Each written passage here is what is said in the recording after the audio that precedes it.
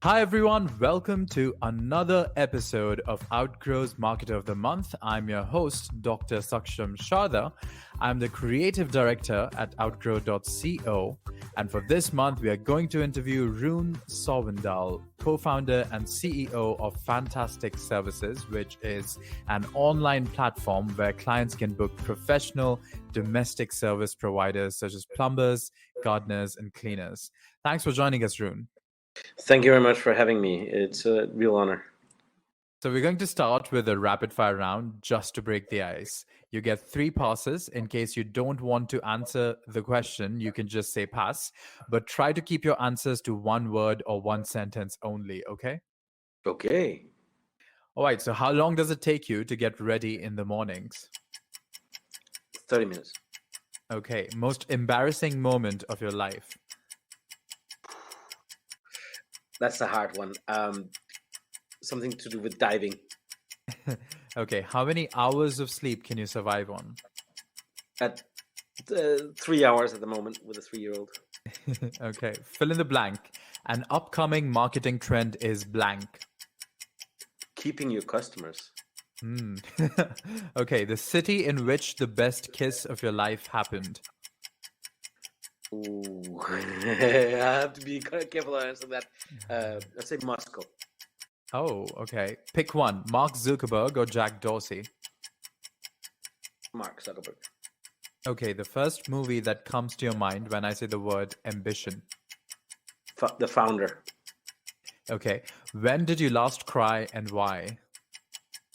I last cried last week when my son managed to swim towards me. Okay, the biggest mistake of your career. Saying no to a job about 15 years ago. Oh, okay. How do you relax? The real relaxation for me is going diving. There's no internet there. Okay. How many cups of coffee do you drink per day? About 6. Oh, okay. A habit of yours that you really hate. And probably the coffee. The most valuable skill you've learned in life. To keep going. And your favorite Netflix show. The TV show, it's probably Peaky Blinders. Okay, Peaky Blinders. Okay, well, that's the end of the rapid fire round. You scored 10 and 10. Now it's time to go on to the bigger questions. And the first one is, how did the idea of launching Fantastic Services first come up? Can you briefly explain how you help your clients? Very, very briefly. Fantastic Services was funded about a basic principle I had. I came from the travel industry 12, 15 years ago and did some of the first dynamic packaging, which was putting a hotel together with a flight without any people involved. I had a problem on a carpet and spilled some red wine that needed to be cleaned, and I went online and tried to get it cleaned. And I made 3 phone calls. One turned up and then quoted me something completely different than what I expected. And I just said to myself, this has got to be done in a smarter way. And that's where the idea was born about being able to book and have real-time availability of a service online. Interesting. And speaking of which, so how exactly does one get like a, a wine stain off a carpet? Is it like salt or what does one use? No, there's the professionals are with it. There's a couple of special chemicals and so forth, and then it depends on the type of carpet. I mean, we can talk 2 hours of carpet cleaning, but generally, it's hire a professional is my advice. Get someone who knows what they're doing. Whether they use cold water extraction, hot water extraction, or steam extraction. There's so many ways of really cleaning a carpet. So talk to someone professional on that one. Unfortunately, I know a few things, but yeah. Okay. So how has COVID impacted your business and the domestic service industry in general? Well, in the beginning of it, it was really hard because when the first lockdown came, people canceled their domestic cleaners. There was a lot of misunderstandings on whether are you allowed to do a removals work, are you allowed to continue with having a plumber or an electrician or a cleaner or a handyman in your home. So a lot of people misunderstood what was communicated about that it was allowed if you took safe distances and 2-meter rules and a few other things. So in the very early days, it meant a lot of cancellations of domestic cleaning. Later on, people got more used to it and understood the government changed some guidelines, and the business is coming back. The thing that was most strange was that the number of removals increased enormously, and gardening just absolutely exploded. We had actually a record year in gardening. Okay, that's interesting. And how about like corporate office spaces? Are your people also working there? And was there any change because no one was going to work anymore, and these Well, corporate spaces were not being used? that the first part was that people ordered more, and then suddenly it stopped because people realized they were working from home, and that business part of it has not recovered yet. Even with people going back, because people are using the offices. What we saw was more regular small cleans rather than big deep cleans, which is the right Mm. way to do it. And going back to the gardening, what actually led to the explosion of gardening? Like, how can you explain it? I mean, it was very clear. We saw that people were using the outdoor space more. We got a number of requests for, can you help us move one office and put it in storage? So our storage business did quite well. Move one room and put it in storage, and help me build an office in there, painting and decorating. And then we saw people couldn't go on holiday, so of course they're going to be using their garden space more. We also saw a number of moves from the small 1 or 2 bedroom flats in central London into zone 5, 6, and even outside the M25, that people moved faster than I thought, because I didn't think that people were going to act the first month, but it actually happened Mm. already in 30 days after the first lockdown. People saying like, well, this might last very long, and people really quickly decided to move into something bigger and further out from central London. So do you think you had to pivot really fast to make staff available for like something else that people were interested in? I mean, we're a franchise business, so Fantastic Yeah. Services have a benefit of that, because we have a centralized training unit. So we had to reskill some people from one sector to the other in order to keep up with demand on others. So we came through it at the end of the day. 12 months later, we came out at it in a better state than we expected, and we actually almost reached exactly the same goal as last year. So that was incredible, and that was due to the fact we were a franchise where we could help reskill everybody. Mm. So you've also been the MD and CEO of an international marketing online agency. How do you bring that expertise into what you do now? Well, I think when you're a startup founder, Mm. you it's extremely useful, especially the way we are. We're bootstrapped, which is kind of a rare Mm. place to be when we're talking about eight digits turnover or more. Then you're looking at that. Then having a one specific skill allows you to build your business on maybe what is called a secret that that a lot of people don't know. And one of those secrets was the understanding of how online marketing worked already on. So coming in with that meant I had one foot where I didn't have to hire the same people. I already knew what we were going to do on the marketing side of things. So that was very useful. Mm. And how does the fact that you're bootstrapped help you, particularly like as a firm, as compared to your competitors who are not bootstrapped? How's this helping you? Like, what do you think are the chains that you're not tied by? Well, I mean, this is an incredibly interesting question. It's a long going one. One is that one of the benefits is that you don't have capital. One of the disadvantages is you don't have capital. But the benefit by not having capital is that you have to be creative and you have Mm. to make it work. And I think I think it's Tony Robbins, a couple of others, of coaches and business masters always say the same thing. How do you take over an island? You burn the boat, so you have to win it. I think that when you're a bootstrap, you have to win it. We didn't have an option Mm. of not making profit one year, so we had to, and that made us more hungry for it. Stay Mm. foolish, stay hungry. So it made us more hungry. The second thing was we didn't have to go down one route that private equity had dictated.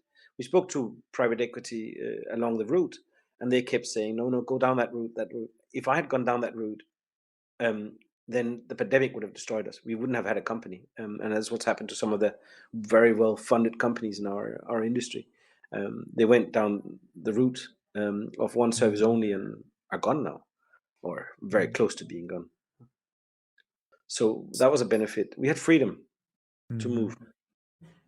For sure. And it gave you guys a kind of a survival instinct. And when the shit really hit the fan, which is during the pandemic, you were able to easily be flexible and survive. That's interesting. And what do you think is the future? Because all one hears about now is, bootstrap startups are not so popular as like all one hears about is VC funding here, there, everywhere. So what do you Well, think is the future? Well, I'll give you a little insight on that. Is the reason why most of the press that talks about venture funded Mm. are backed by venture funded capitals, which is a very good way of returning your money, right? So, Yeah. like, let's look at who's talking about what. When you look at the overall thing, then it's very clear to understand why the press um, sort of really focuses so much on venture-backed companies or private equity-backed companies, and why that's celebrated so much, because there's somebody benefiting from it. Now, that's neither a good or a bad thing in per se, but let's look at the four options you have. Right, you can have a job, which you can get a reasonable good career and hopefully get equity and shares in. You can do a startup, which is very, very hard. And if you think about the number of startups that fails Mm. versus the number of startups that's just in your mind, right? The wannabe startups that never get past Mm. idea stage. There's Mm. probably a billion more of those than there is of startups. Then there is the opportunity of buying a business, and then there's a franchise, Mm. which is one of the things I'm looking at now and getting interested. If you're talking about what the future is, I think that the generation that comes out, I mean, one of the things that people they want to be in business for themselves, not necessarily buying themselves, but the startup is not really by yourself and is not always for yourself. And I know a competitor of ours who is very prolific and talking a lot about this, about how actually raising the money and raising too much too fast was detrimental to the success of the company, which is one of the reasons why that company is nearly nothing now compared to the amount of money put into it. So as I said, it really depends on where you are. But I think the younger generation, they want to believe in something. They want to be part of something that's like what we're going in now with becoming more sustainable. We're really trying to shift that focus now away from just delivering the service into making really sustainable services. I think that the sense of belonging and sense of purpose is important. I'm not sure that the startup world is going to be the the way forward. If you actually look at how much money is available right now from private Mm. equity, uh, it's growing by the day, even though we are seeing record numbers, but also the numbers not allocated yet are there. Does that mean nobody has ideas for starting up? No. It means people might want to try a little bit more themselves before they go out. Mm. And it can be that people don't think that the billion-dollar unicorn might not be the end goal of the world for them personally. They might see that their careers or their life should have a different route. So I think the future is we're going to see more. I think we're going to see a more sporadic marketplace with a number of what I say micro business models, and one of them is franchising. But there can be so many shades of franchising; it's crazy, and it's also so magic because you can own something, you can do X, Y, Z. I mean, if you think about Amazon and how FBA and doing your brand is kind of a micro franchising in some ways, they're also going into franchising. So there's going to be Mm. a number of things, and this is where we hope for, and one of our aims with Fantastic Services is this entrepreneur platform. Like really, no matter what walk of life or where you come Mm. from, you have a chance of being in business for yourself, not by yourself. So I Fair. think And what is an example of a bootstrap business that has inspired you or that you aspire to be like? Can you give us some examples? Because all one hears about is like VC funded firms. So tell us about yeah, some. I mean, there's 37 Signals and Basecamp and a couple of Mm. others that's bootstrapped. I think one of the things is that they tend to be a little bit more quiet about it, also Mm. because they don't reach the billion-dollar valuation. Uh, but there's a number of companies that are bootstrapped, but no one really rings into mind of something like they are massively, because at one stage, and I think that's where all things all is, we're at a growth phase now, which means that taking capital would be the best thing because we're a scale up. But there's a number of good companies that started out being there, and I think Basecamp is the ones who's been most heard about. And 37 Signals now, they're not SAP now, they're not XYZ now, but there's a number of really good companies out there that are at that level. It becomes harder to compete, and at one stage you do need to do it because you are going to have to be competitive and scale fast, because it is really the big fish eats the smaller fish. Okay. So we tried to dig deep and we found that you're also a cave diver, speaking of fish, and a trained chef. So one good experience that you would like to share with us, which is related to any of these hobbies. Well, I'll take cave diving, because cave diving was a passion I found during the time of startup. Being a startup founder means that you're working, God knows how many hours. I don't even count. We used to call it from 5 to 9, more than 9 to 5. It's the other way around. So I had the chance of, after a year and a half, I had the chance of first going on holiday, and then I went to Mexico, and actually it ended up being a business of mine. I actually ended up investing in the dive shop, but that's another story. I went to learn something that was so out of the business, and it's the same with the chef. I really like to learn something that has no connection with what you do to a daily thing in the business.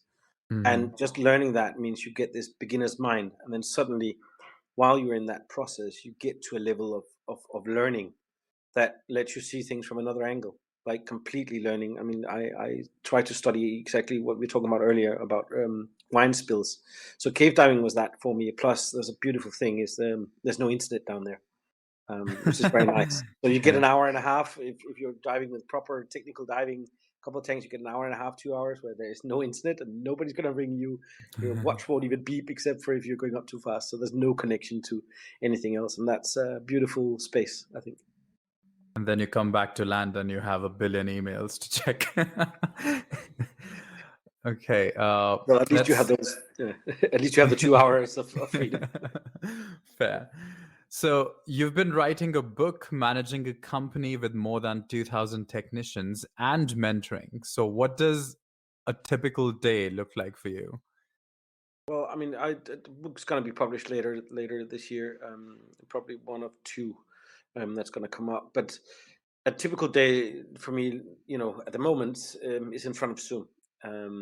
But it generally is getting up. I don't really read emails till 9 o'clock. I try to have breakfast and coffee before I even touch it, because otherwise it's I won't get out of bed because I'll just start replying. So I really try to have my breakfast first. Spend some time with my son. Then it goes into a couple of emails. Then normally around 9:30, 10, the Zoom call starts, and we try to minimize them now.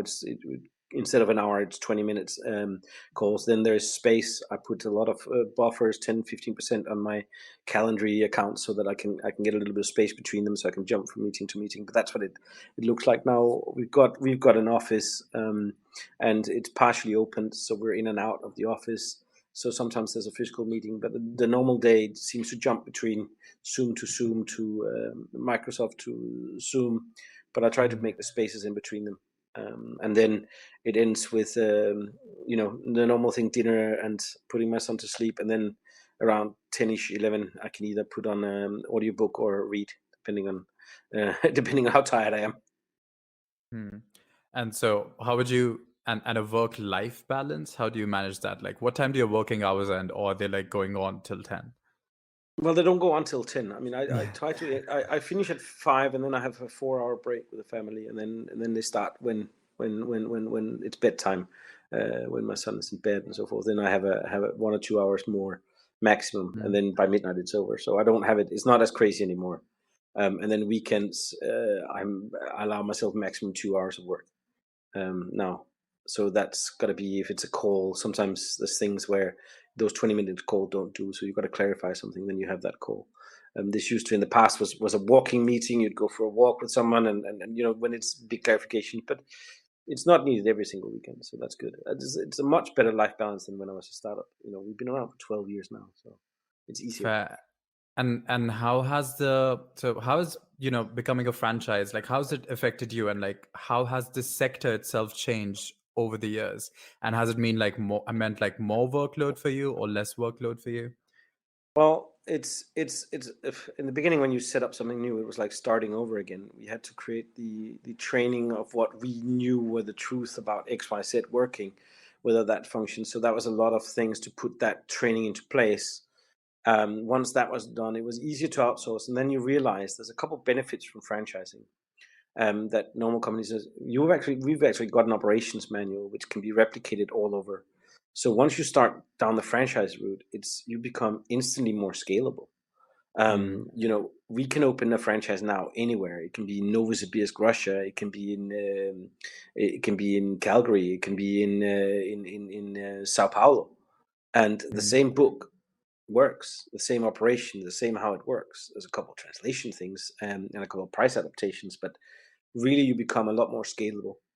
And it's a journey that takes time to set up, but once it's set up, it's like, wow, I've got a blueprint for running a business in Mexico now that will do seven figures within 1 to 2 years. mm. So that gives you a huge Hello? for that part, but then Okay. suddenly, bam, I can open it Yeah, now. Yeah. fair. Uh, I think a little bit got cut there, but anyway, let's go to the next question, which is Fantastic Services has been featured in CNN, Forbes, BBC, and other such publications. What is the vision that led you to achieve this for your company? Well, one of the things is that and I put my name on the company as well, and so did Anton Skalatov, my business Mm, partner. We put our names on there and our pictures on there. One of the things is that we did want to make fantastic services be fantastic services. So we put our names there, which made it a lot harder for us for a couple of years to deliver the quality, and people were writing to us directly. Now that we're mm, satisfied with it, it's a lot easier. But it was about trust, really. It's people buy from people, and mm, it's the same with the franchises. You will get some time when you're buying the franchise. You will get some time with both me and Anton, and we will go through some of your business plan, and we will go through what you're looking at, and we will come in and give us our ideas. I mean, we're entrepreneurs in that aspect of it, so you will really get part of that as well. So putting that on there and then going out there and I mean, PR is about trust, right? It's mm, about trust, it's about understanding, but it's also if you've got a story to tell. And I think the fantastic story, the bootstrap of what we actually did, competing with companies with 40 million. It's one of the things I always say is like anybody can spend 40 million on marketing, but can they make a business out of it? mm. I was going to say so, but putting your own name out there also like makes you susceptible or like to being attacked or like being cancelled or something. So have you ever in these 12 years, 12, 15 years, has it ever occurred that your personal image was under uh, an attack or, any kind of sticky situation? There has been times, but I think what I'm not afraid of a dialogue, right? So it's not a Mm, conflict. Been times when things haven't been right, but it's I think if you strive for, you can't be fair in everything, but if you strive for coming with a win-win solution, I think we set up the culture inside the company, which was you know a 360-degree happiness. So it was clients, it was franchisee, it was employees, and it was owners or stakeholders now. That had to be, so the things we built are built for that. So once in a while, yes, and we do have customer care and we do have complaints. It's natural in this industry. It's impossible to be perfect, but I think the way we solve it and are able to solve it is what sets us apart. Because it will happen. There will be someone who's half an hour late once in a while or an hour. Certain things can happen. A car can break down, and that means the cleaner isn't going to show up. It mm, happens. But being open and upfront about it, and that was one of the things about upfront pricing and about when are the arrival of the pro that we put in there. I think we created more of a service experience on top of it, and I think that helped a lot. So, And you mentioned your business partner. How did you meet him? And what particular well, expertise of his do you value a lot? oh, that's a hard question. No, it's actually quite easy. But I was saying, uh, we met at a we met at a party, and it was just when I said like at the red wine spill time, and Anton had a company that was servicing Lehman Brothers at that stage, and was doing their cleaning of their boardrooms and everything else. And then we're talking about 2008 here. So anybody who knows the name Lehman Brothers, if Yeah. you're old enough to understand that, then it was a big crack. And Mm-hmm. Anton had 30 guys in there. That Mm. was on a 6 months pay. So Anton was in a bit of a pickle with it, and we met at the same time. It was pure like magic. And then I said, "Well, I Some need this wine done." spilled. And then Anton, yeah, some wine spilled, and I was like, and I said, like, let's look at that. And then we talked about, okay, well, Anton, I'll look at your website, and it was very simple. I looked at the website he had back then, and then I looked at the industry, and I was like, wow, that was when it really clicked to me. I said, like, I have to leave my well-paid job and say, like, I have to solve this problem in the industry, and I have to do it. And this was before you. This was around the same time as Uber started, and Airbnb Mm. was coming around this time. So we're talking about that time of, wow, you can do this connected, and then the model came up. Anton's incredible skill is that Anton is a true entrepreneur. Is very good at taking chances, very good at operational and really understanding people. So he's Mm. got an enormous amount of skills that complements my skills of more about systems and of marketing. So it's a very complementary skill set we have, which is one of my key cornerstones in bootstrapping, is that if you have the same skills, one of you is redundant. And it's not Mm. there for the taking. If both of you are super good at marketing, sorry, but you need someone who's super good at XYZ delivery or sales or operations or so on and so forth. You really need to complement each other, not be stepping on each other's toes. And we really did that well. So very good split between us in what we're doing. Fair. And you mentioned that this is around the same time Uber starts to come into existence, and Uber is VC backed, and at some point it still keeps accumulating a loss because it's not a profit making company yet, right? Because the last I read, it was still a loss making company overall. Well, S- well, Uber is in a big phase of what's called blitzscaling, right? Mm. It's Uber is different from some other companies, right? Because Uber is actually generating revenue. If Uber let go of a lot of staff and didn't have to do all the lobbying and so forth, Uber would be profitable. This is where it's slightly different because they are doing the Mm. transaction. Yes, there are things with the VAT that they're doing and certain things differently, but Uber has customers and Uber has drivers and Uber is Mm. generating revenue. So that's different from where in the past it was like we were talking about, for example, Facebook before they switched on their advertising. They were really losing money because they were Mm. building up this revenue. They couldn't afford the service and so forth. Uber is in a different state now. Can they it's a long story, but can they pull that off? But it's very different from the situation where we're in. We have to create Mm. profit every month, every year, every so on and so forth. However, that's all up now because we know we can do it, and we've done the business case now, and now we've managed to scale it. So now funding is a different level. I'd say the best funding you can always get is debt funding. If you can get debt funding, you're not giving away equity, you're keeping your company. Now, do we want to share some of the company? Yes, of course, right? Because we need the right partners to take this across Europe, move across the pond. There's many other countries that need fantastic services. So yes, scale is needed, and that's where blitzscaling comes in. Mm. Um, if you listen to Reid Hoffman on the blitzscaling podcast, it's very interesting to see the difference between like Airbnb as well. Like so Mhm. much money is put into building that marketplace and making that marketplace to coming in. What we did differently in our case was we looked at the technology. How do we solve it? How do we get the model right? Once we've got the model right, then it can scale forever. Versus they go in and said like the model at one stage we'll get it right. Let's just grow.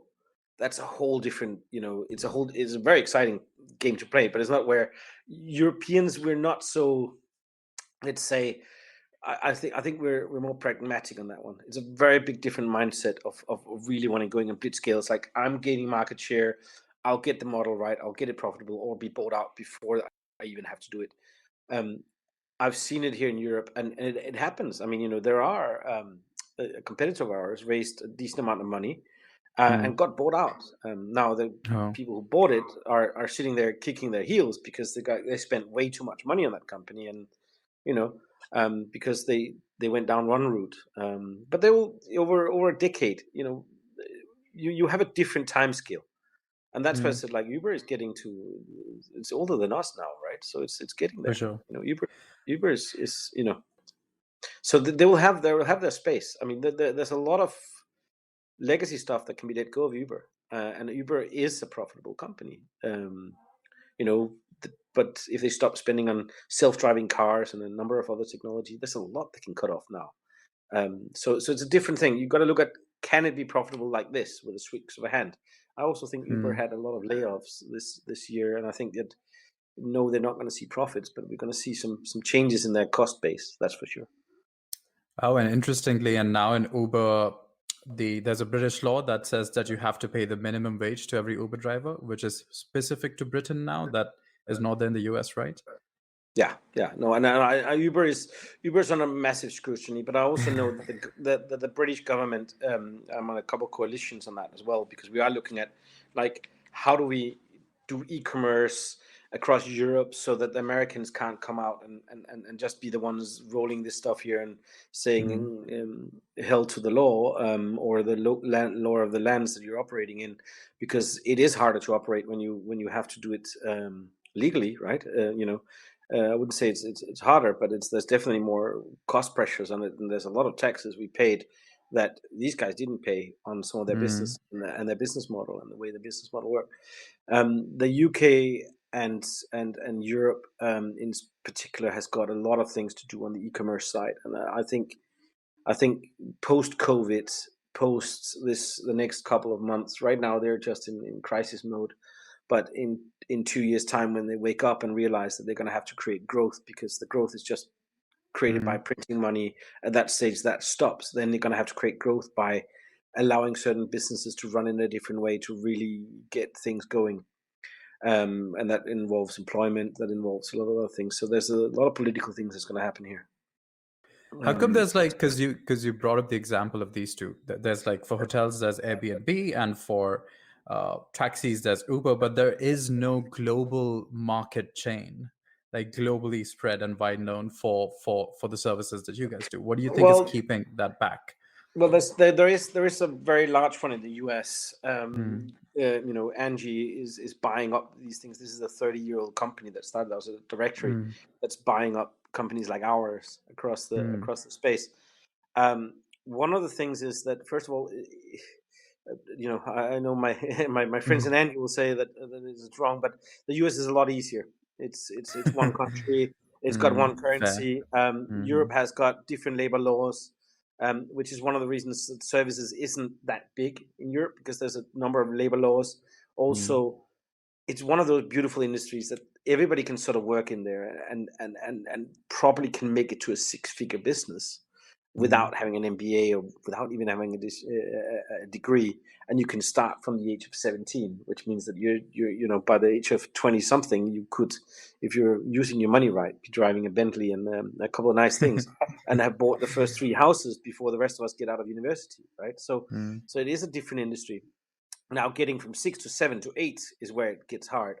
And that's what I looked at and said, like, how do I make it getting from 6 figures in a service industry to 7? How do I make that to 8 for a company? And that was by software and by automation. And then there was this way of doing franchising so we can really scale and we can use cross sales and a lot of other things. And that's part of what our aim is, really, because it is not that big. The reason why it's not global is because we all know that, and I'm hard to say that, but let's say it's harder for Americans to enter Europe because there's a couple of understandings, and there's a couple of, Europe has some funny laws, and the UK has some funny laws about employment. UK has some funny laws about so on and so forth. There's some good startups in Germany and Sweden, but then some other countries are not really running on it. And I also think that it's only the beginning of it. And I think this is where we are going to see another unicorn here.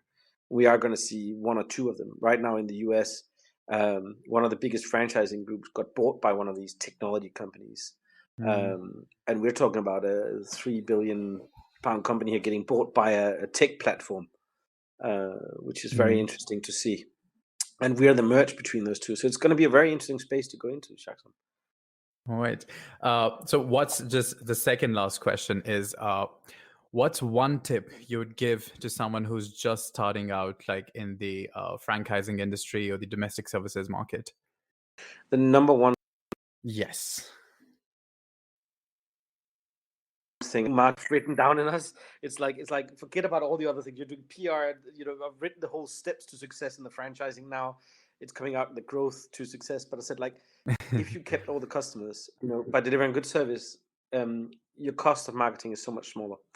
And it's one of the things that we often forget when we are here as marketeers. So I'd say keep your customers. Fair.